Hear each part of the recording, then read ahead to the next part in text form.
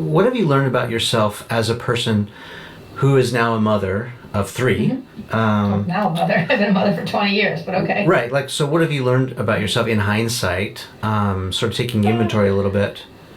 And this means a lot to me because I'm also a father, so I have 4 children. And being someone who's adopted, I have this interesting perspective.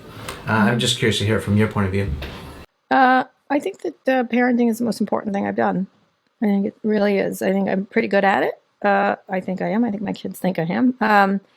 I think it's very important to do that part right, like the best, to really be there. I haven't been there the whole time. I've done a lot of work. I work a lot. And what makes you good at it? Some mistakes. What does being good at it mean? What makes you good at it? I think you'd be surprised, but I'm not very heavy-handed. I let them, I have different parenting styles from my ex. I don't look at their homework. I don't care if they finish their homework. I want them to take responsibility for themselves it's after a certain age, certainly not when they were younger. But on some level, I'm always like, what do you think? Let them make their decisions. And, I don't like, it's not like, what do you think about taking drugs or drinking and driving? That's not what I'm talking about. But I like them to learn to make their decisions and take responsibility for them, and good decisions. And I often say, well, that's a decision. I don't know if it's a good one, but it's a decision. You know what I mean? Like make good decisions, I often say to them when they leave the house. It seems like a very Socrates way of raising your children.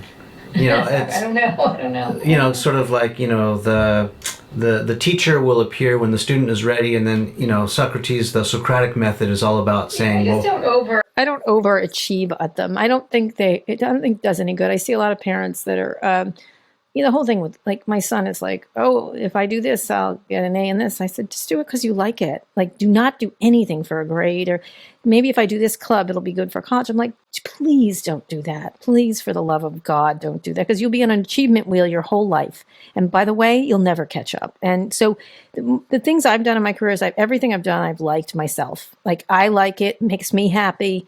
When I'm happy, I create jobs. When I'm happy, I'm creative. And so I really do push among my kids, like, please don't do anything for being a good boy or a good, just don't. I'd rather you watch a movie. Like, I'd rather you not try to, like, be performative for some dumb thing like getting into college. Like, you either get into college or not. Just enjoy your learning. And so I think some of the teachers hate me because I'm always like, that homework's useless. And they're like, it is? I'm like, absolutely. Let me just tell you, this is what you need to do to be successful in the workplace. You need to learn how to be on teams. You need to learn how to be creative. You need to be thoughtful about and intentional. And I was like, these are the things you don't teach in school. Learning, whatever you're learning here, is not, the way you're learning it is not going to, memorization is really not, unless you want to be a doctor, yes, you should know chemistry, right? But if you want to do this, you don't need this. And so I want them to learn for learning's sake and no other reason. And I just can't, I hate watching a lot. We're in DC now. We used to be in San Francisco. It was a lot easier to be able to push this. But, there's a lot of kids that are just wrapped, they wrap themselves around an axle of achievement. And let me tell you, there's always someone better than you. And you will never win that particular game. So do what you like. Do what you like, because you have the freedom and the privilege to be in a society, even as tough as it is with COVID, and not everybody, lots of people are suffering, and different people are suffering, but many of the people my kids are around are very lucky. And it doesn't mean they can't be sad. It doesn't mean they can't be depressed about what's going on. They can't grieve the things they're missing, but that they shouldn't be doing things for any reason except that it either helps the world or they like it themselves. One of the favorite things I heard you say on a podcast of the past 2, I think you were talking about crimes and murders and different things, and you said, if my child committed a crime, I would definitely 100% turn them into the authorities. I did. Scott got mad.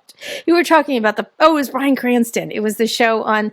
That's the plot point. You know it from the beginning, so I'm not giving you anything. But he shields his son from his son's done a hit and run, and he goes to take him in. It turns out a mobster is the kid that got mobster's kid, and so he decides to.